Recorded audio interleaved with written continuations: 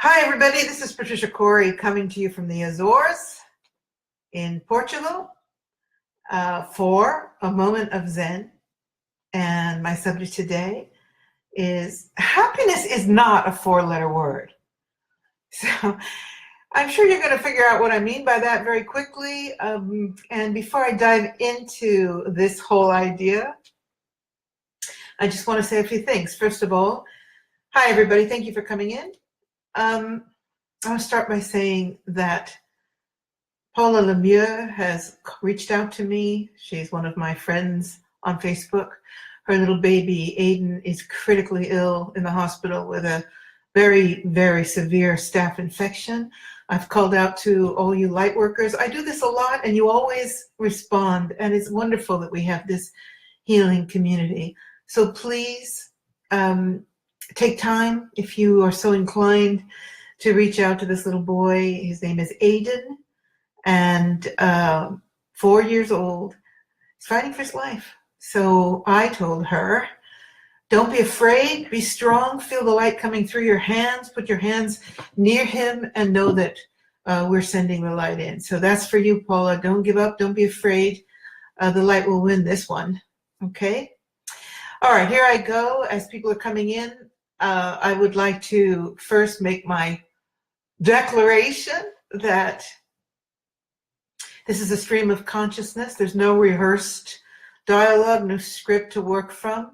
So, oh, ciao, Franco. ¿Cómo está, amore? My dear friend, Franco. Not to be confused with my former love, Franco. Although I do love him dearly. Okay, so this is a stream of consciousness. I have no script. I make mistakes. I stumble. As I've said before, get over it and trust me. And, you know, sometimes when you're live talking without somebody bouncing back from you, you can just get out on a limb and go, where was I? So bear with me, because my intention is always to bring a little joy, bring a little hope, some controversy. I don't know, whatever's going to come out of this mouth of mine. But it is intended with love and with hope and with some vision of what we're going through. So today's question is, well, it's about happiness and how it's been declassed of late. I hope you know what I'm talking about. It's becoming almost démodé to even consider the possibility of happiness. And gee, what's wrong? What's happening? I just don't get it. So obviously it's a difficult world we're in, and I am not going to be classified as classified as airy-fairy, reclassified as a wary-fairy, but you know that I'm all about activism and assisting the planet and doing everything I can to bring awareness of every side, of both sides at least, of the polls. But I can't bear the fact that we're losing sight of what it means to be happy. So what did I do? I thought maybe I'm exaggerating, maybe I've just run into a few unhappy people. But you know, I think that overall in this heady world where we're all waiting, projecting into what will finally bring us happiness, we seem to have lost the plot. So what did I do? I went out and I asked 10 people if they were happy. And I'm going to read you the answers that I got, because it blows me away. All right. So, and I recommend that you do this for curiosity, if nothing else. Ask 10 people if they're happy. Here are the answers I got. Number 1, happiness. What's that? Number 2, happy in a world like this? You're on drugs. I assure you I'm not. The third answer was, I'm too busy being worried about survival to think about happiness. Oh my God. Number 4, name one thing there is to be happy about. Later, this person told me that he was on Prozac. Number 5, this is a classic. Happy? Yeah, once in a while when I get laid. Okay. Number 6. This one, I think, kind of says it for so many people. No, I'm not happy, but I'm not miserable either. This person is taking Zoloft. Number 7, and this is very important for the community that I'm speaking to. I want to get off this planet and go back to my star. Don't you, Patricia? Don't you? And my answer is no, I don't. I came from my star to this blue-green sphere in the solar system of Ra. I'm not in any urgency to get away from it. And here's one of the clues of happiness.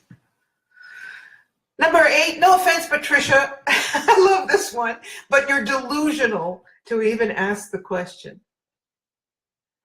Number 9, I guess, what's happiness anyway? And finally, when I was really beginning to wonder if I would ever hear a good reply, or let's say a positive response to the question, I got this. Yes, I'm so happy. My daughter just had a baby girl. I'm a grandma. Okay, so I wanted to talk about the issue at hand here, and that is, where did we go wrong? When did we stop being a civilization that's capable of experiencing happiness? When did the word happiness become declassified into being something that is not hip, not politically correct, not apropos to our society, yada, yada? And I have to say that it seems that it's pretty much this last decade we've seen a deterioration in the quality of life and the individual experience of striving for happiness. As the famous Desiderata says, seek happiness, strive to be happy. That's what it says. Strive to be happy. With all its sham and drudgery, it is still a beautiful world. So my little inspirational moment here for you is, yes, Scott, there is so much suffering. I am not for a moment suggesting there's no suffering. My life has been dedicated to trying to alleviate suffering and assist as much as possible. On the other hand,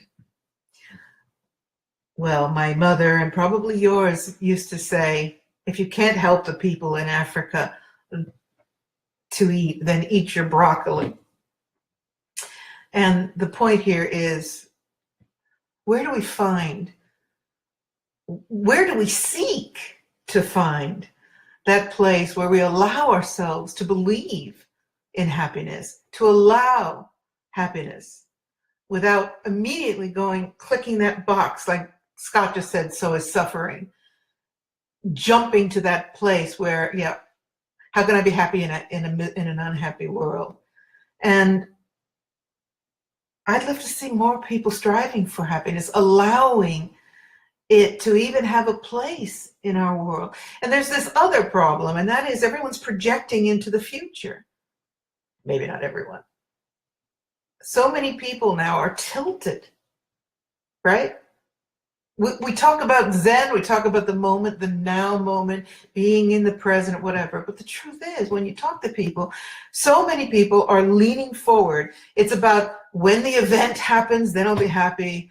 When good aliens come to save us, that will be wonderful. That'll make me happy. When I have a baby, when I have a grandchild, when I meet my soulmate, when, in this future mode. And ask anybody with cancer,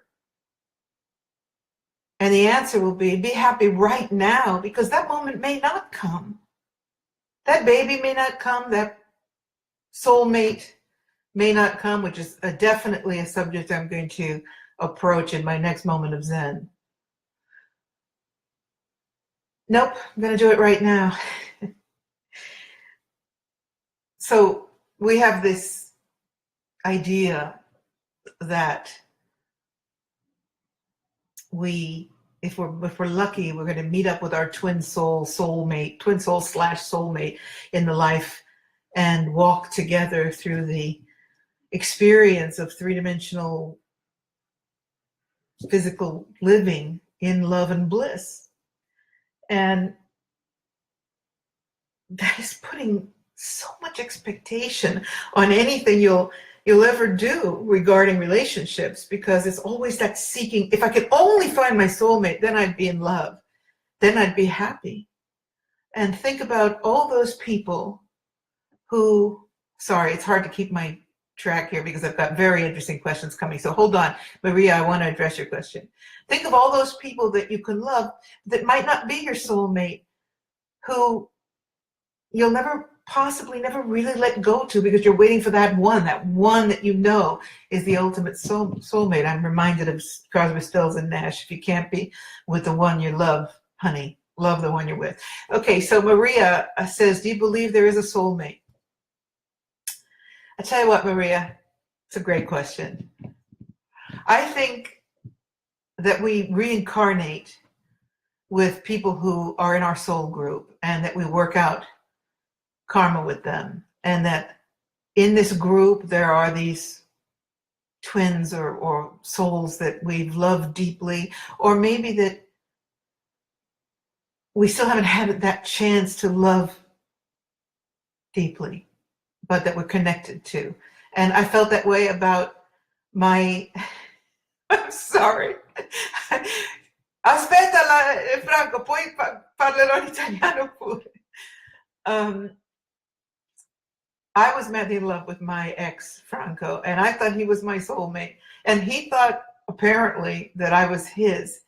And we were very happy for 30 years. We were we weren't blissful, or we'd still be together, but it was a wonderful love. But I have to say, and let me preface also by saying, I was sure this was it. This was my soulmate for life. And when it ended, I thought I would never heal. But to my surprise, within 6 months, I was already at that place of being grateful that it ended, and so much happier without it. So, do I believe there are soulmates? Yes. Do I believe that you need them to be happy? No. And I guess my example about Franco is that being better without it now just emphasizes the fact that maybe it isn't when you're going to meet your soulmate that you'll be happier. I've got another example. Franco, però non posso parlare italiano perché tutti parlano inglese. Sorry, just addressing a dear friend in Italy. I had a friend. She was madly in love with a guy who was unavailable. He was a stud. He was a womanizing, unavailable character. And she was with him, but it was abusive, whatever. And she said, I just know if I can get him to marry me, he'll change. I would be so happy. And eventually she worked through his sexual deviancy, which we want to discuss, his group partying ideas with her involved, the abuse of whatever, and she managed to get married. And she was happy for about a year, and then she said, he doesn't want to have a baby, and I want a baby. And I agreed to it when we got married, because I wanted to get married, but I want a baby. So, P.S., in other words, she made a deal with him. I promise you I won't pursue having a baby with you if we get married, because he refused to have a baby. P.S., she manages to get pregnant. She gets the baby. He's thrilled to death about the baby. She has a baby. And about 3 years after the baby, she was unhappy again. The next time I talked to her, she was swinging with her boss at the office. And shortly thereafter, she was divorced. And my point here, I guess, is this, if only I had this, I would be happy mentality is killing us. And it seems to be pushing further and further away any possibility to just experience what it means to be happy in your life now, right now. Because guess what? This is all you've got.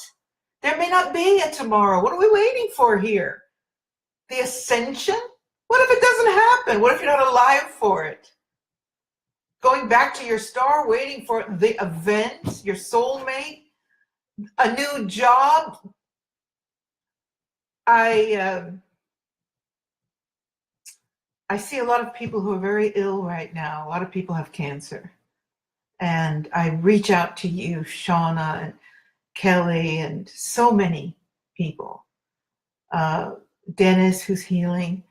And I think to myself, wow, perhaps it'll be a lot easier for us to start contemplating how we can achieve happiness if we think about that. What if you were, God forbid, to suddenly become ill with a very crippling illness, life-threatening illness? Would you still be projecting into the future about I would only be happy if I got married, got a new car, whatever, or some of these answers that I got in my little quiz that I put out? And I just invite you all. Happiness is not a 4-letter word. Let's not degrade this sentiment, this word, to be something superficial. Again, I referred to someone earlier who said, so is suffering. Or we can't be, the implication is, how can you be happy when there's suffering? And my answer to that, or at least my idea here is, I'm not suggesting for a minute that it's a rosy world and everything is roses, and therefore let's do nothing but celebrate how wonderful life is. Let's also celebrate it, however.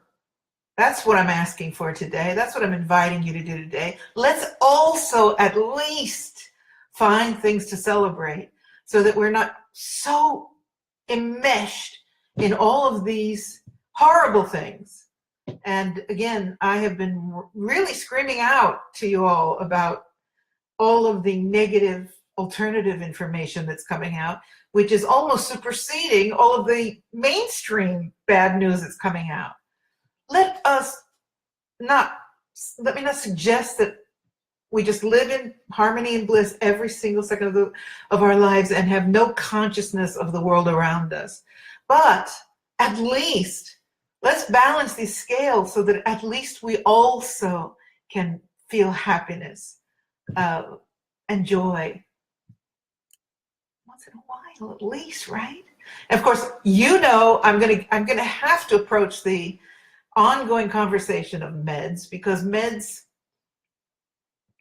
I know I'm going to get blogs on this, but I still hold to my belief that as much as they can help people who are in really difficult mental health issues, so much of what's being prescribed now is unnecessary and is keeping people in a place where they perhaps aren't experience extreme depression, but they certainly aren't experiencing joy and happiness either. As this guy answered me, there's nothing, name me one thing to be happy about on Prozac, and no, but I don't feel miserable either on Zoloft. Okay, so I'm going to interrupt myself here because lots of people are commenting, and I'm going to try to address some of these comments. Scott says, I think that a soulmate is when a person helps you see your own soul looking back at you.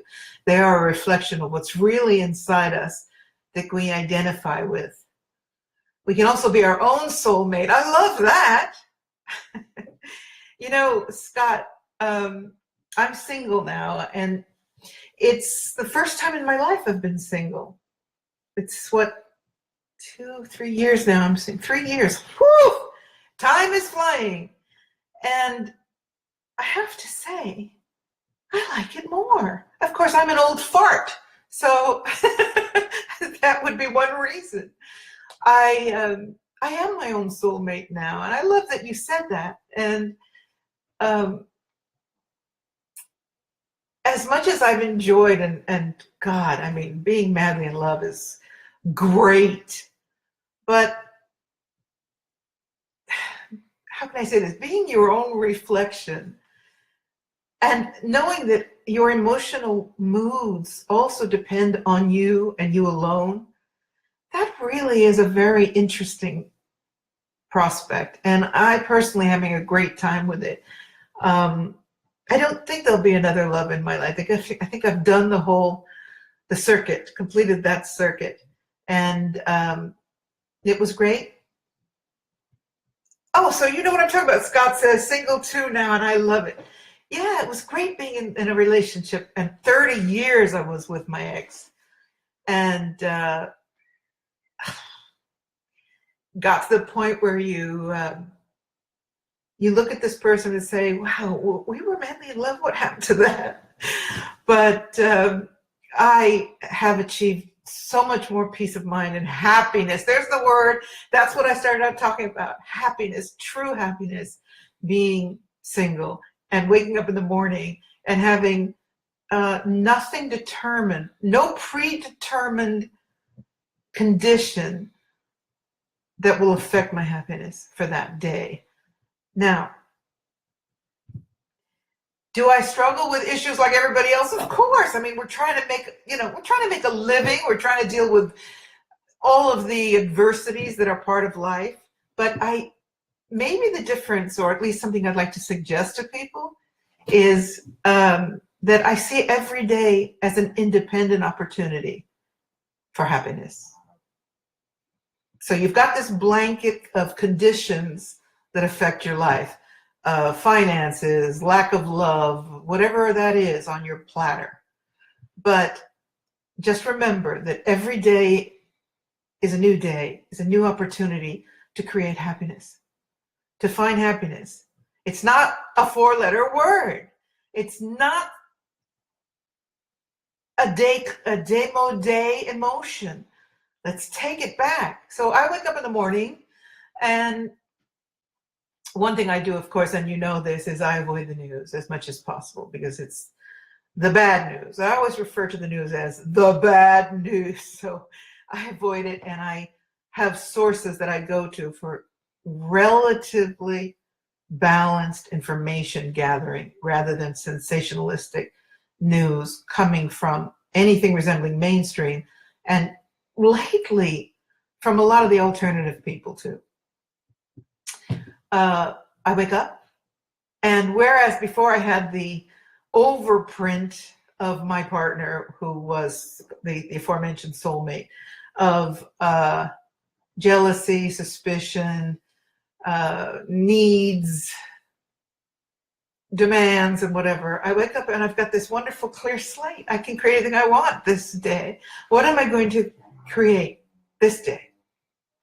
And as you can see by the authentic smile, I'm creating wonderful things every day. I take that back. As I said, this is a unrehearsed effort here. So no, not every day. We all have our bad days, but many days are great days. And I strive to share that emotion with people so that other people can feel it too and acknowledge it. I am happy. It's okay to be happy with life. Now, not when we ascend, not when good aliens land in San Francisco, not when the event happens, not when I'm experiencing ascension, just now, right now, because it's great to be alive. Okay, I hate when I'm preaching, so I'm going to stop doing that, and I'm going to read another comment. Mary says, hi, Mary. You are right. Have to live in joy right now. When we do let the joy in and stop and be grateful for it, the joy will likely grow, and likely we'll get more out of these other things in our lives. But we need to focus on joy. And again, thank you, Mary. There's such a balance here between being in the Lala group. I don't want to think about anything else except love and light, which I don't feel comfortable with. But, God bless the people that live there. and the extremely horrible of destruction, fear, nonstop negativity. In between these poles, there's a field of opportunity, and I see it. I want to share this idea with you as seeing it every day as a new field of opportunity. That is, you open your eyes in the morning, you wake up, it's a new day. What are you going to do with this day? And needless to say, some people wake up and it's a miserable day because they have very, very heavy issues to deal with. And I am not for a minute suggesting that those are not very difficult, painful experiences. When my mom died, my mother was my God. And when she died, all of the happy feelings disappeared, and all I could do was mourn. Don't even talk to me about happiness. I was just trying not to cry, not to bleed for so long. And I'd wake up in the morning, my first emotion would be my usual, which is, okay, what am I going to... And then I'd remember my mother was dead. And it would be like, wah, wah, back down. But I worked my way through it, knowing, I just kept telling myself, there will be a day, there will be that day when I've come around, I've come through this. Hold on, Fig Alley. I'm married to the divine blueprint of my soul. Open to, oh, isn't that beautiful? Open to each adventure and assignment of my journey.